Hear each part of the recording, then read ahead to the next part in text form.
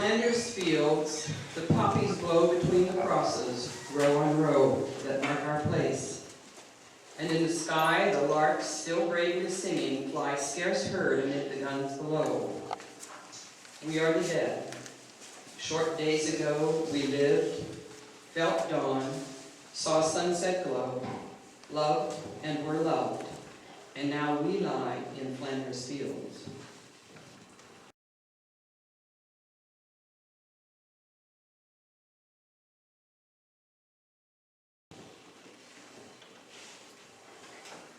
It is fitting that the Gasconade County Historical Society pause today on the 100th anniversary of the signing of the armistice that ended World War I to pay tribute to the 9 million combatants who paid with their lives on the field of battle during the Great War.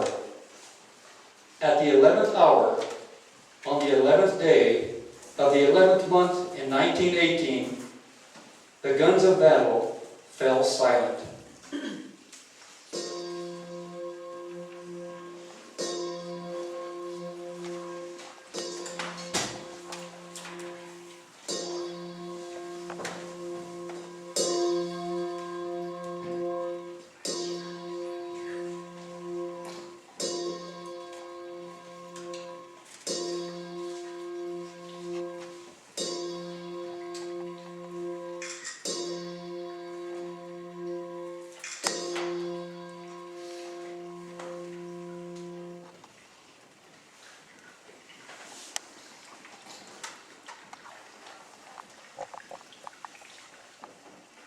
It is fitting, too, that on the occasion of the 100th anniversary of the armistice, that the Gasconade County Historical Society released a new book titled Over the Top, Over Here, and Over There.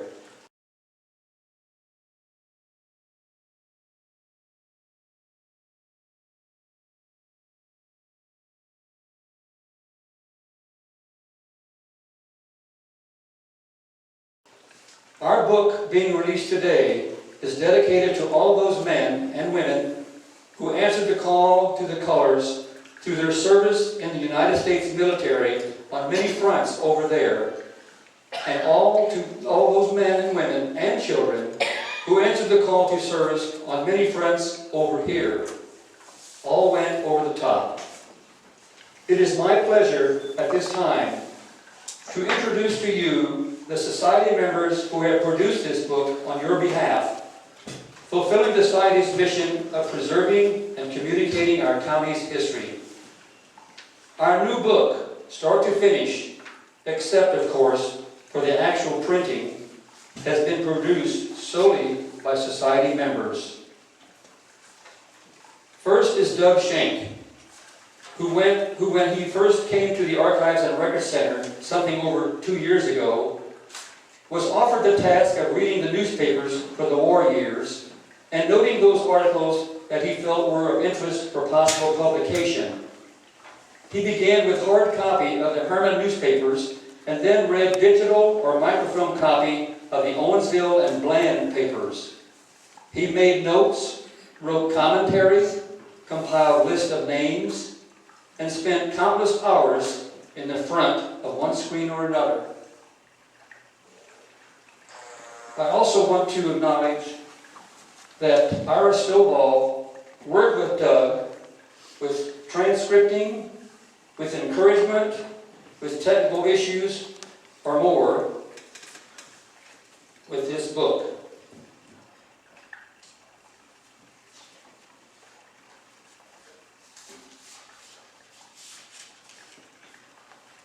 Next are Lois Cruz and Joyce Schutt. Lois originally suggested the possibility of publishing a World War I book and got Doug Schenk hooked on reading the newspapers for articles for publication. Lois and Joyce then read Doug's compilation of articles and comments about them. Both were intrigued by the content.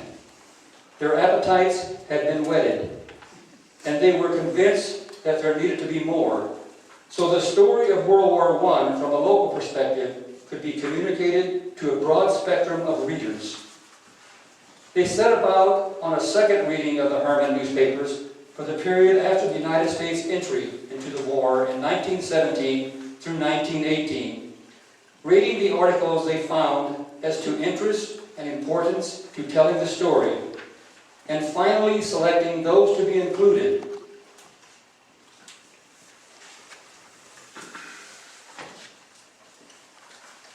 Joyce and Lois had both worked with Mary Kuntzman in producing the Society's book about the Civil War, so they knew very well what expertise and skills she would bring to the project. Mary agreed to accomplish the monumental technical tasks of layout, formatting, the addition of graphics, the indexing process, and finally, the cover design. When you see the final product in just a little while, her talents and skills will be evident. Then, upon Mary's suggestion, Dr. Petra DeWitt, a native-born German, was brought into the editing team. As an authority on World War I history, her addition to the team kicked the project up a level. Petra agreed to write a comprehensive introduction, actually a history lesson about the war, setting the stage for all readers, regardless of their level of knowledge about the conflict. Petra's knowledge was invaluable in the editing process, knowing if pieces of the story had been overlooked, understanding sequences, and understanding terms. Then began the real editing process. Joyce, Petra, and Lois, reading and red penciling, all teachers by profession, so the red pencil was at home in their hands.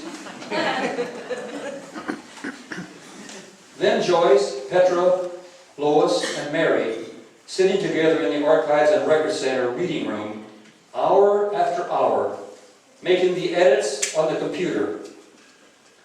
Then Joyce, Petra, and Lois reading again. Then Joyce, Petra, Lois, and Mary at the computer again. That process over and over again until they felt they had done the best they could possibly do to eliminate typographical errors, to create consistency in layout, to add graphics over and over. Then Mary developed the cover design.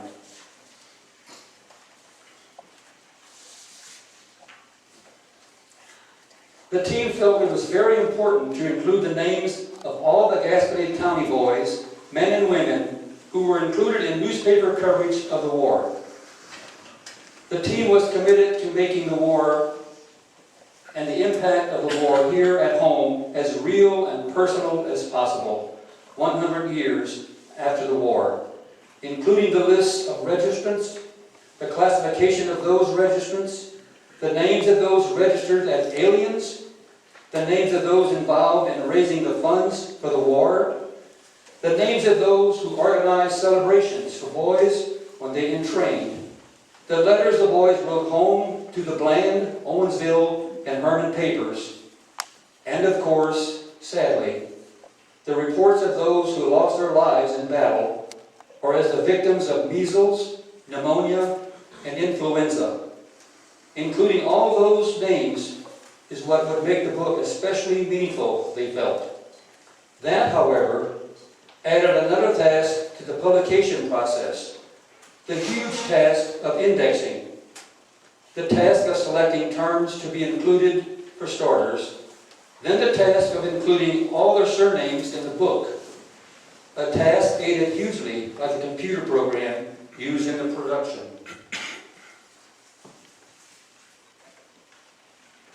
Now let's turn to the book itself. The production team will share readings from the book.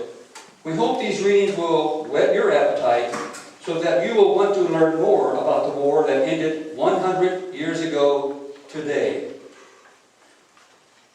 Even before the United States entered the war, German sympathizers were suspect. As you can imagine, in a county with as large a German population as Gasconade County had at the time, that population needed to keep their mouths shut.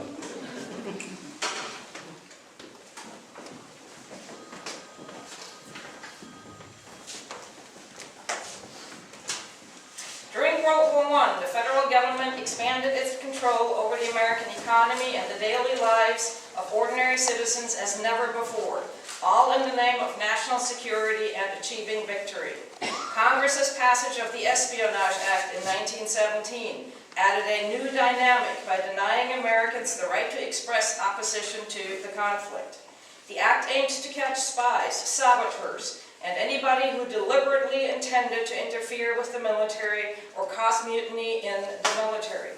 The Bland Courier noted on June 8, 1917, that August Heitleder, a naturalized citizen of German birth, had been charged under the Espionage Act for threatening the life of the president. The article reads, "A foolish and unguarded remark is causing August Heitleder a lot of trouble, and again reminds our people of the seriousness of the present war with Germany. In an unguarded moment, it is alleged that Mr. Heitleder had made the remark that if someone would put Wilson in a cannon, he would touch it off and shoot him into the middle of the ocean." It will be remembered that the Courier said 2 weeks ago that the United States Secret Service man was here to interview more of our citizens who had been reported as being disloyal. Mr. Heitleder was one of the men who was thus interviewed. But as the Secret Service man left, it was thought that incident was all over with. Later Friday, John L. Kennedy, United States Deputy Marshal, was here and arrested Mr. Heitleder and took him to St. Louis, charging him with threatening the life of the President of the United States. Mr. Heitleder was released Monday under a bond to appear before the Commissioner for a preliminary examination today, Friday, June 1, 1917. Mr. Heitleder is a farmer, 64 years old, living 3 miles north of Bland. He has been a law-abiding citizen all of his life, and no one here would for a moment believe but that he was joking when he was making the remark. Therefore, this proves again that our citizens are not taking the present war as serious as they should, and it behooves all German sympathizers to obey the law and keep their mouth shut and not make any foolish threats. Although a jury conviction under the Espionage Act could result in up to a $2,000 fine or a 2-year prison sentence in federal prison, Eastern U.S. District Judge David P. Dyer fined Heitleder only $100 for his outspokenness.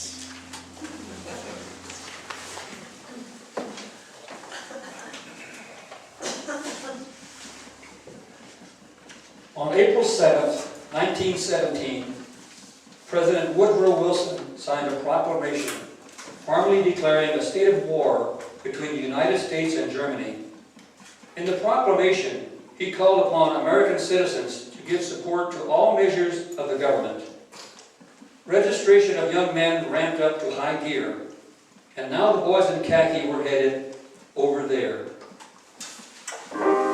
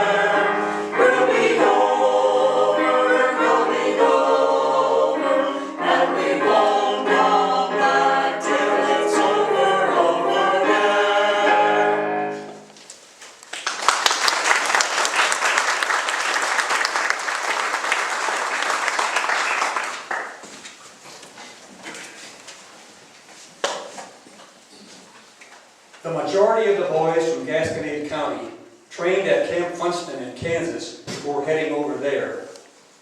Measles, pneumonia, and influenza that ran rampant in the camps during the war, and then on the fields of battle, and in the trenches overseas, claimed the lives of Gasconade County boys. Doug reads now about the apparent first reported local casualty, not on the field of battle, but rather in camp from illness, from the December 26, 1917 issue of the Advertiser-Courier. As he said, this is from December 26, 1917. The title of this notice was "One of Our Boys Called Home." This is from the Advertiser-Courier.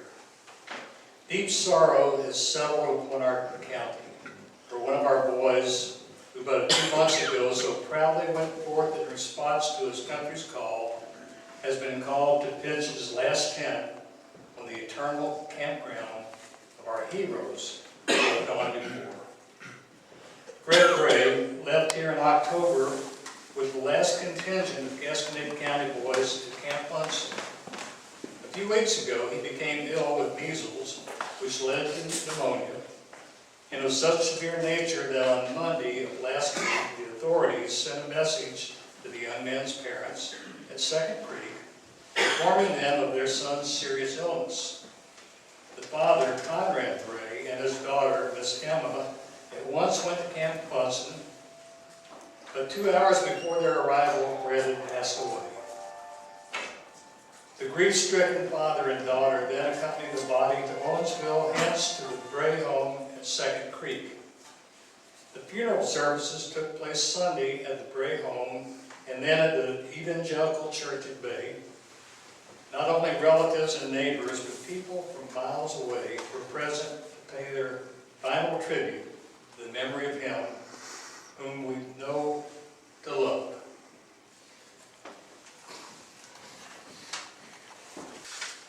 Once the United States entered the war, all on the home front were called to action. Patriotism rose nearly fever pitch.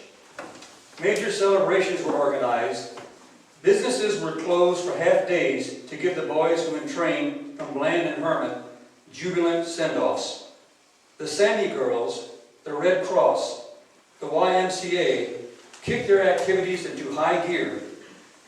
Young and old alike were called to action to contribute to the war effort.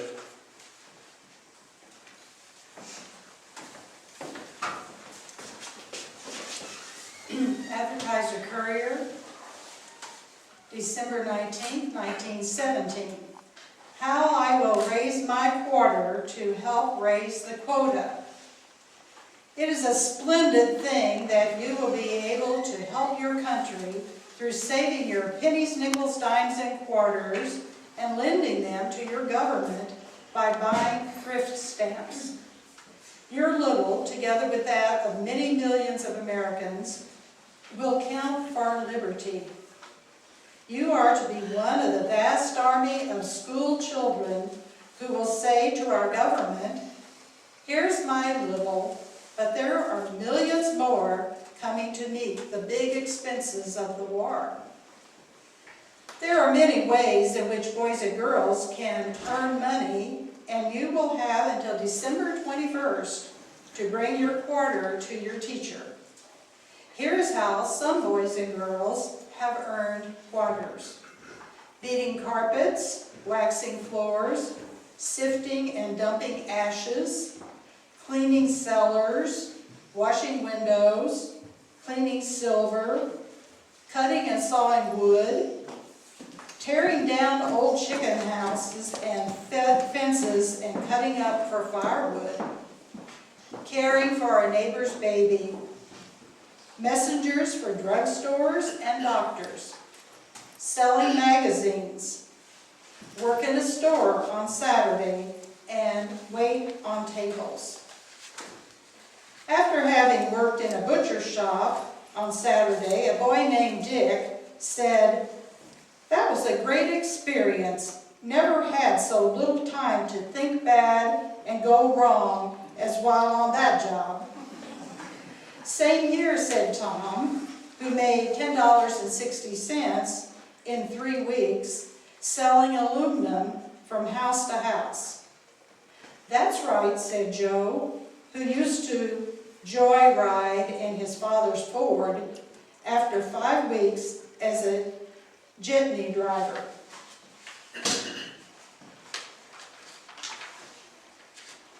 Then let's keep it up, and they all agreed. School children will do just as well in this war-saving campaign as they did in helping to raise the last Liberty loan. This is what a school in Jamaica, Long Island, New York did. The teacher gathered enough dimes and nickels from the children to buy a $50 Liberty bond.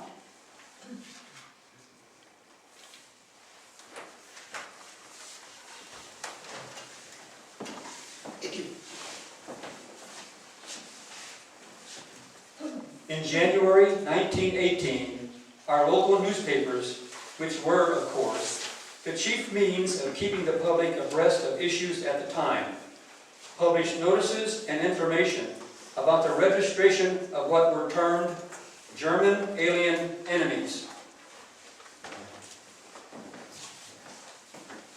In accordance with the proclamation of the President of the United States issued November 16, 1917, all German males of the age of 14 years and upward are required to register. By all German aliens is meant all natives, citizens, denizens, are subjects of the German Empire or of the Imperial German government, being males of the age of 14 years or upward, who are within the United States and not actually naturalized citizens. The affidavit of each registrant must be accompanied by 4 unmounted photographs, signed across the face so as not to obscure the features, and the fingerprints of each registrant shall be taken. An alien enemy required to register who fails to complete his registration within the time fixed therefor, or who violates or attempts to violate, or of whom there is reasonable ground to believe that he is about to violate any regulation duly promulgated by the President of the United States, or these regulations, in addition to all other penalties prescribed by law, is liable to restraint, imprisonment, and detention for the duration of the war, or to give security, or to remove and depart from the United States in the manner prescribed by federal statute and proclamation of the President of the United States. In mid-June 1918, the same notice was given to German alien females, setting the time fixed for the registration at the 17th through the 22nd and the 24th through the 26th of June. Registration took place at the post office. 2 days after registration opened, the Herman paper reported, though 2 days of the allotted time for registration of female alien enemies has passed, only 1 registration has been made at the Herman post office. On the first day, none reported for registration. Mrs. Maria Sexauer of Route 1 is thus far the first and only one who has registered here. She is 72 years old and came to America in 1882 from Baden, Germany. Her husband took out his first citizenship papers, but failed to complete his naturalization. Mrs. Sexauer is the mother of William Sexauer, the capable overseer of the Gasconade County Poor Farm. From lightless nights to porkless, meatless, and wheatless days, every person across the country and, of course, across Gasconade County was called on to do their part and were not looked upon kindly if they did not. Liberty loan drives to support the war effort financially with loans to the government received a great deal of coverage in our county papers, articles and ads weekly. A Liberty loan bond was described as an effective weapon available to every American.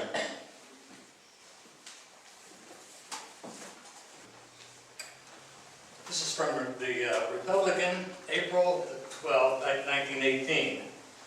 The headline is, America will settle the present world war. Liberty loan bond in American hands is the most effective weapon Before the United States entered the war, the conflict may have been one for the Europeans to settle, with the future of the world dependent upon the results, but since America declared war, it has become distinctly our war. It is no longer England's war or France's war, but America's war.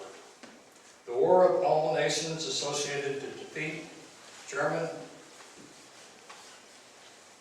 autocracy, I'm sure I didn't say that, which seeks to dominate and enslave the world.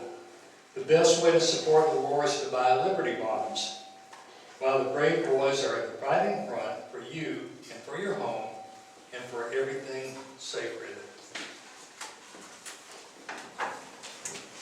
And if you didn't buy all the Liberty Loan bonds you could afford to buy, you were known in no uncertain terms as a slacker.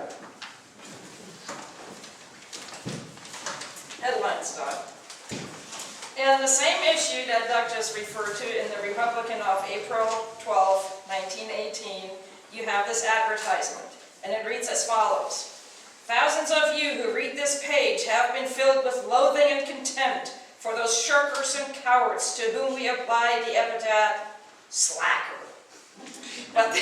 But there are others, in addition to those who are too cowardly to shoulder a gun, to whom that term of black disgrace applies. Any man or woman in this town, I don't care whether that man or woman is rich or poor, who does not take all the Liberty bonds that he or she possibly can, is in exactly the same class with those wretched creatures of feeble brain and feeble spine, those cowards we call slackers. Fabulous advertisement. Such a man or woman isn't worth to blacken the shoes of an American soldier who goes across to give his life on the blood-soaked soil of France. Such men and women, no matter whether they live in cottages or mansions, are not fit to associate with real Americans. Such men and women are not fit to live in this community or anywhere else in America. They are not fit to live at all. For such men and women are perfectly satisfied to continue their selfish pleasures and go along in their selfish, narrow ruts, while the best young men in America go across the sea to place their bodies as a barrier of human flesh and blood between us and our enemies. Such men and women are yellow to the core. By neglecting to take all the Liberty bonds they can, they're helping the Kaiser. They're making the war last longer. They're helping to drive cold bayonet steel into American soldiers' breasts. If you can't pay cash for your bonds, you can borrow a part of the money at your bank, using the bonds as security, or you can buy them at your bank in easy partial payment plans. It is no trouble to buy Liberty bonds. It is no trouble to save for them. See your banker today.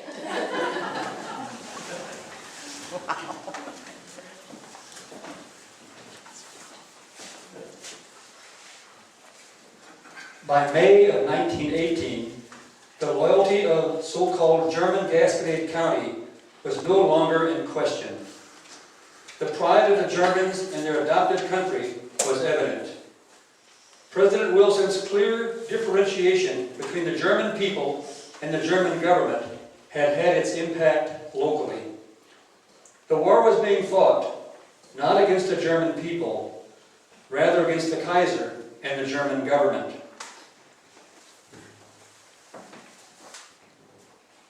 Advertiser Courier, May 15, 1918.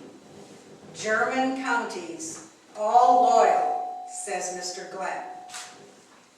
The farmers of central Missouri are coming to a keen appreciation of the war, its causes and possibilities, according to Robert A. Glenn, in charge of publicity for the Missouri Council of Defense, who returned from a 3-day automobile trip through Cole, Osage, and Gasconade counties. Discussing the trip yesterday, he said, "Everybody to whom I talked seemed to have a full realization of the necessity for putting their shoulders to the wheel if we are to win the war without a long, drawn-out struggle. The farmers, too, seem willing to accept the government's requests and orders as to food production and consumption. He continues, Gasconade County, which probably has the largest percentage of population of German extraction in any county in the state, I found had oversubscribed its Liberty Loan quota by 50%. I talked with quite a number of men who have boys in the service of Uncle Sam and who have nephews and cousins fighting for Germany. Their pride in their country of adoption has now been touched, and they are strong for the United States to win the war. Their affection for the fatherland is still to be found, however, and strongly they resent as untrue all stories of brutality and Hunism on the part of the German armies. President Wilson's wisdom in drawing the line of distinction between the German people and their government is to be recognized in Gasconade and Osage counties. I have never heard the Kaiser so soundly scorned. One of the most effective workers in Gasconade County in the War Savings and Liberty Loan campaigns is an enemy alien, a citizen of Herman who came from Germany only 3 years ago. Because of his intimate knowledge of Germany, as she is in war, he has been enabled to make a most effective argument among those born in Germany and who think of her as she was 20 to 40 years ago. Preparations are now fully made in most communities for the Red Cross Drive, which opens May 20th, and I predict a most satisfactory response from the districts I visited. The county and township councils of defense are now reaching a much better efficiency and will render effective aid in this campaign.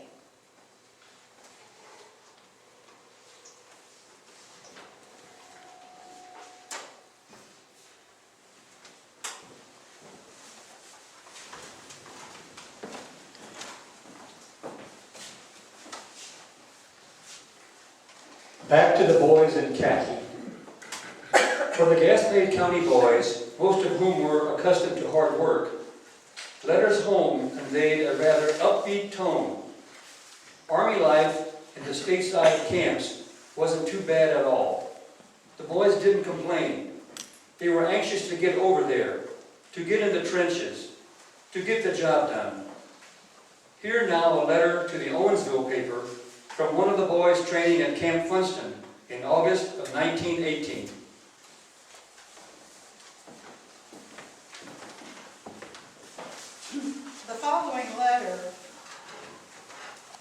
The following letter from Adolph Miller of Benham was kindly lent to us for publication by Mrs. Bertha Miller and the family, to whom it was written. Adolph evidently likes Army life, and he writes a cheerful, newsy letter. Camp Funston, August 17, 1918. Dear folks at home, I received your letter today and was glad to hear from you, as today is the first mail that I got since being transferred to the Suicide Club. The flowers were nice, although I got some a few weeks ago from Drake, which were just as nice or nicer, for they were roses done up in a nice little bouquet. Will, do you remember the girl that was with Otto? I met her the next day and had quite a good talk with her. Her brother was going to camp too, and as he is young and hadn't been away from home, she asked me to help him along. We were put close together, but since I've been transferred, I have not seen him. Don't know where he was transferred to. The girl also sent me some chewing gum and a testament, and she would send me another package, she said. Now, I don't want you to think that I'm hinting at you to send me packages, for I'm not. We have canteens here where we can buy almost anything we want, even fairly good cakes. Then at the Zone, we can buy anything we need. The Zone is a row of nicely equipped two-story buildings about 1 furlong long. Going there is like going to a large city. Would like to buy a military suit at the Zone, but they are so unreasonably high that I will wait for a while. As long as I can stay in camp, my issued clothing is good enough for me. Some of the boys got a 24-hour pass Saturday evening. I'm going to wait a while, and then I will stand a better chance of getting a longer furlough. You wanted to know what branch of the military I belong. It is the Machine Gun Company, attached to the 69th Infantry, 10th Division, 19th Brigade of the Regular Army. Yesterday was Sunday, but we had to carry supplies from the supply depot. We carried rifles, belts, packs, canteens, bacon and coffee cans, saddles, halters, bridles, lariats, picket pins, saddle blankets, picks, matlocks, holders for matlocks and picket pins, saddlebags, spurs, wire cutters, periscopes, curry combs and brushes, and several other things which I cannot recall at present. It may seem strange to you that we carry rifles, though belonging to the Machine Gun Company. Machine gunners must know something about all kinds of warfare, and a great deal about machine guns.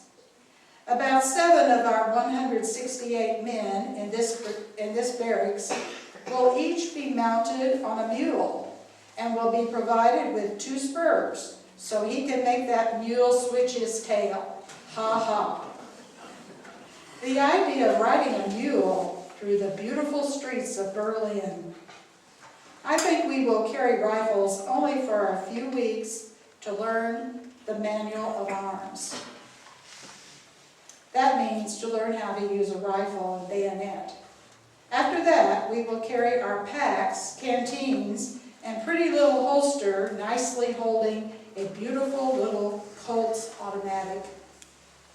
That, I think, will make it clear to you, but if not, ask me anything and I will kindly explain it. Now you want to know what KP stands for. The letters are the abbreviation for Kitchen Police. Our names are put down in alphabetical order, ABCs. And as our names come, we are selected. So you see, everybody gets a chance at it. There is also a different way that some boys are getting a little extra time at that work. This is by disobeying orders, such as being absent at retreat, or spitting when standing in ranks, or scratching their nose when standing at attention. When we stand at attention, we are supposed to stand in 2 rows, or ranks as they are called, squarely on both feet, heels together, toes spread at an angle of about 45 degrees, hips level, stomach drawn in, back straight, shoulders thrown back, arms straight at our sides, thumb and fingers together, and the thumb at the seam of the trousers. Head straight and chin drawn in, chest expanded, and not move a single hair. Not even wink an eye. Of course, we wait until the lieutenant or sergeant is not looking, and then we wink all we want to. When a man falls at our side when we are standing at attention, we are not even allowed to look at him until our officer gives us permission. They always have somebody have everybody taken care of, though. If anyone falls out on the march or in drill, the Red Cross ambulance always brings them to the medical department. Yes, I almost forgot to tell you what the KPs do. They sweep and scrub the kitchen floor, and scrub the tables, and wash the dishes, and place the tables, and sit on them. It is pretty hard work. MP stands for Military Police. duties. Certain ones are selected for that. We also must do sentinel or guard duty, although machine gunners will not be asked to do this, but we must know how it is done. Guards go on duty for 24 hours in 3 shifts. Each one goes on 2 hours and off for 4 hours. Although, when on guard, they must stay in the guardhouse and not take off their clothes, not even their belt, so that they are ready at any minute. Then we have a few other jobs which I will not describe here. My work today was quite a change. This morning I went to the dentist and had 1 tooth filled. I returned at 10 o'clock when the latrine orderly took sick. So I took his place until noon. In the afternoon I went to the machine gun school until retreat at 5:15 p.m. About the last of this week, or probably Sunday, we will start to the rifle range, a march of about 10 miles. We will probably stay 5 days or more doing our own cooking. I am anxious to go, as I think it will be fun to sit in the trench and shoot at targets at long range. Uncle Sam furnishes everything, still we always have to buy a few little things. We will not sign our first payroll until September 5th or 10th. I have to close now to go to church. One YMCA building is about 50 yards away, where they have services every Sunday morning and night, and a movie every night. Well, as this is about all that I can send for 3 cents, I will close. With best wishes from a happy boy, as ever, Adolph Miller. P.S. I gained 9 pounds in 2 days last week.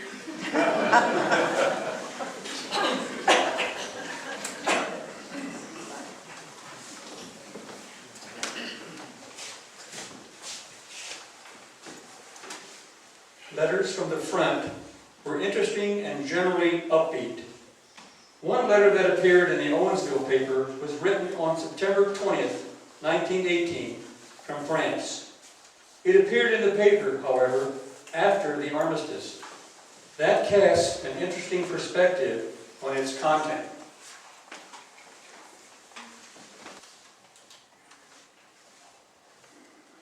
A letter from France. The following letter from Joe Newell was written to his brother in Bison, Kansas, and was printed in the Bison newspaper. His father, Henry Newell of Route 1, gave us permission to also publish it, so that Joe's many friends here might hear from him. France, September 20, 1918. Dear brother and all, well, how is everybody in Bison by this time? I am well, and hope the same of you. I haven't heard from you for a long time. Seems like you don't write very often. Well, I have been over the top once. Went over last Thursday a.m. at daybreak. About midnight, the big guns started, and all you could see was a light in the sky and noise. Some noise, what I mean. The Lord was certainly with us. We ran the Bochet all day. Run them about 8 or 10 miles, I guess, capturing several prisoners and lots of supplies. Our cooks are cooking in a German kitchen now. It's a great war. I went through this far without a scratch. But I guess we will go after them again in a few days. We stood in the trenches 4 or 5 hours in water halfway to our knees before we went over. But in 5 minutes, machine gun bullets were singing so thick around our heads and feet, everything else was forgotten. I haven't seen Bragg Schwarzkopf or Herman Stung for 3 or 4 weeks. I saw Henry Giesecke today as I went to town to take a bath, but I didn't speak to him. I suppose you read about the drive on the St. Mihiel front. That's where we are. If I get through every time as lucky as this time, I can probably tell you more about it sometime. Old Fritz is very tricky. He even has women and girls for snipers. Came into a town that night, which we thought was captured about 3 o'clock in the morning, went to sleep, and the next day the Marines captured some more Dutch in the town. Also a 17 or 18-year-old girl. They say supposed to have been operating a machine gun.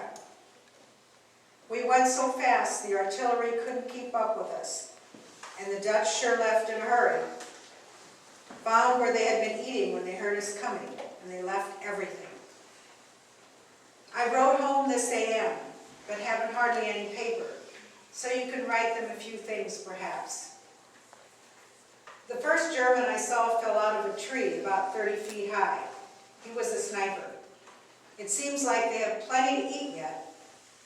Captured several loaves of bread and honey and sugar. Also several billy goats. There's one right over here now, looking around. Well, I must close as it's time for supper. Best regards, your brother, J.W. Newald, Company C, 353rd Infantry, American Expeditionary Forces.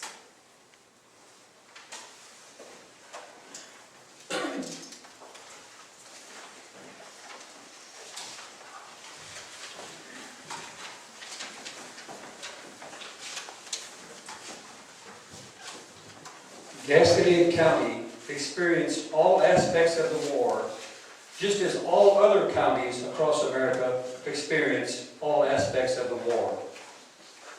Gasconade County's very heavily German population differentiated it from some, however. The most common experience, the most leveling experience all across America, was the loss of life on the field of battle. In early July 1918, these words open a report of such a loss. It is with sorrow we chronicle the death of the first Gasconade County soldier to be killed in battle in France.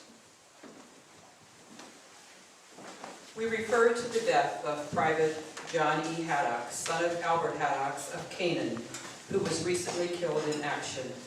The senior Mr. Haddock received a letter last Saturday from the lieutenant of his son's company informing him of this sad news. His name, we are told, had appeared in the casualty list, but was incorrectly printed and not recognized by his friends. John was born and raised at Canaan and was well known in the community. To his friends and acquaintances, the fact that we are engaged in deadly warfare is brought home with renewed force. He is the first of our local boys to fall in battle, and his name will be honored in the future history of our county. John was one of the 40 Gasconade County boys sent to Camp Funston September 21st last, the first large call made on our county. We think he arrived in France in April and was probably killed in the first battle, or one of the first battles in which he was engaged. All honor to his memory. He sleeps in a soldier's grave on foreign soil, but his name will be cherished in the hearts of his neighbors. We know that his life given in his country's service and for humanity will not have been given in vain.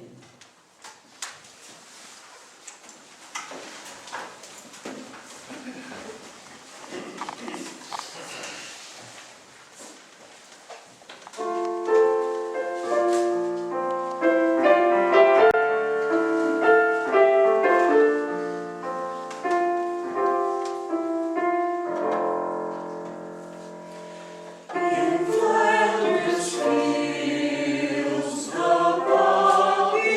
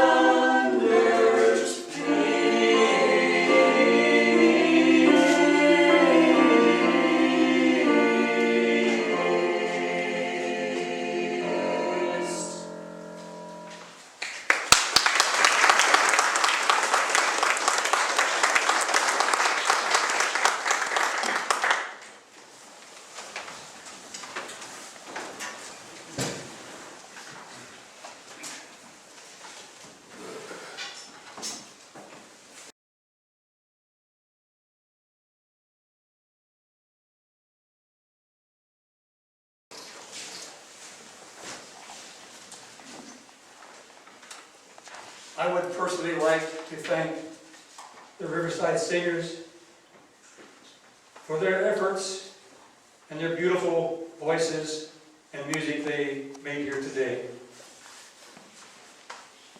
I also would like to say personally that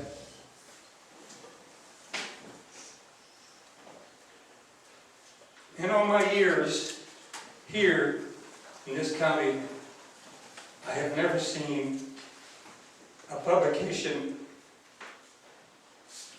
so significant, so real, such history about our county's participation efforts during World War I.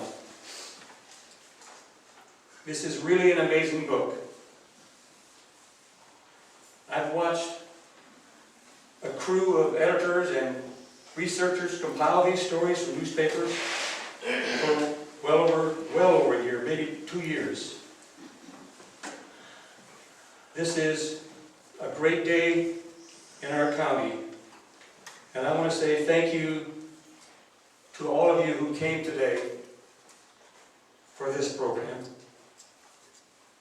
And now Lois wants to make some comments about some history pieces on the table over here. Thank you.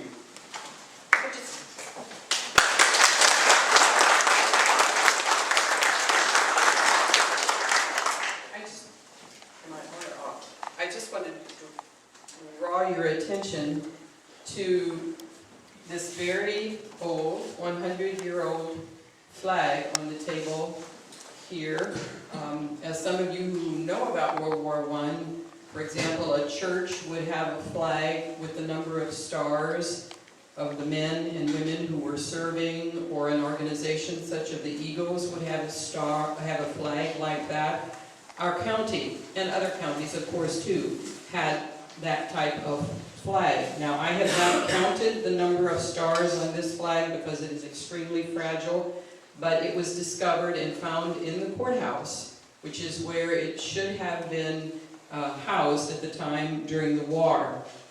It's here on the table. I would ask that you not handle it. We are in contact with the state archives, and a conservationist is going to come down to Herman to look at the flag and give us suggestions on how to care for it going forward. But I think you would want to see that, and if you look closely, you can see the little stitches of each of the stars being stitched onto the fabric. There also is a book here, and it is about the war in Europe with photos, if you are interested in looking at that. And then about the book itself. Our first printing is of 200 copies. I would encourage you to read from the beginning. Don't just start with the newspaper articles. Be sure to read Petra's introduction. Whether or not you are an authority on World War I would suggest that you read her introduction, which gives the history, all of the events leading up to the wars and leading up to the United States becoming involved. So I know you'll want to get into the Gasconade County part, but please do read that history portion. As you know, if you've been following our publicity, the retail price of the book will be $30, but today is a very special day, and you can purchase it here today for $25. I also need to point out, if you purchase today, and actually the first 125 copies that are purchased will receive a card with the poem in Flanders Fields and some explanation on the back. Those are courtesy of the World War I Museum in Kansas City. And I will tell you, I don't know if this will pan out or not, but they are interested in looking at this book to see if they might be interested in carrying it in the World War I Museum in Kansas City. And I can't encourage you enough, if you haven't, to go to Kansas City to see the World War I Museum. It is truly an amazing landmark that should not be missed.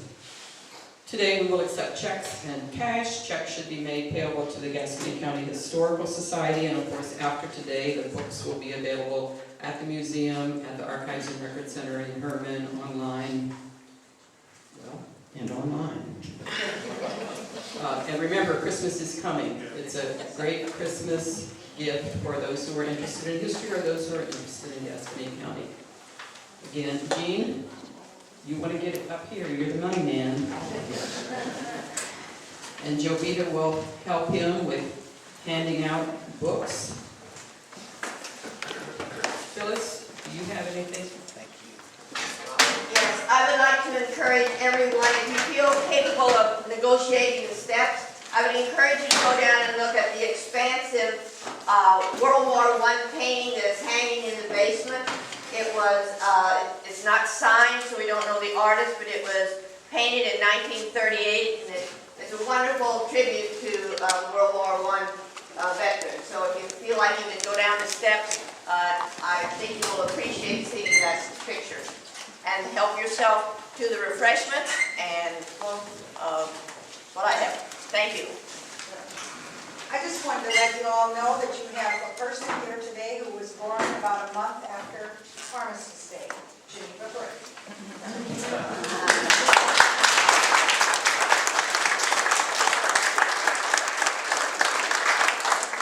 Geneva will be 100 also in December. So not just the armistice, but also Geneva. Thank you.